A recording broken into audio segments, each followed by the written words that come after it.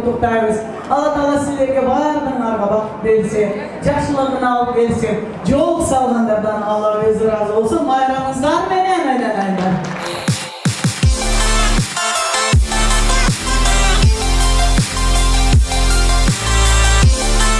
Февраль бүткүл дүйнөлүк жоолук күнүнө карата Умма Ислам журналы 3 февралда Азия Мол соода борборунда иш-чара уюштурду. Аталган иш-чарада коомдогу активдүү айымдардан пайдалуу кеңештер, жоолукту салынуу жана кол өнөрчүлүк боюнча кызык мастер-класстар, конкурс жана викториналар өттү. Ошондой эле Кыргыз-Түрк Манас университетинин эл аралык студенттер координаторлугу бул иш-чарага активдүү катышты. Бүгүн 3 февраль Кыргызстандагы биринчи Умма Ислам журналы бүткүл дүйнөлүк жоолук күнүн өткөрүп жатат.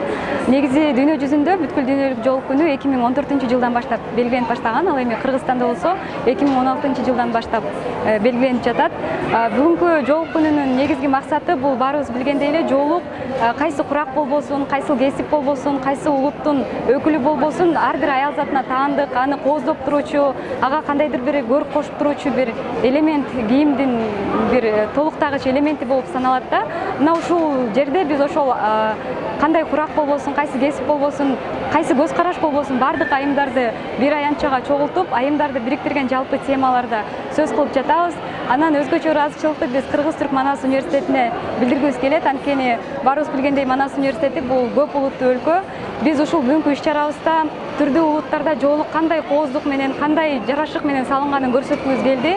Ошол максатта биз университеттин студенттерин дагы чакырганбыз.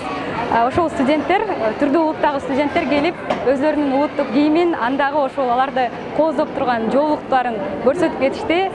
Бардык Манас университетинин жамаатына ректор баш болгон Сибахадин Балжы мырзага терең ыраазычылык билдиребиз. Эскерте кетсек, Умма Ислам журналы бул жылы 3-ирет, ал эми Ошто 2-ирет бүткүл дүйнөлүк жоолук күнүн уюштуруп келет.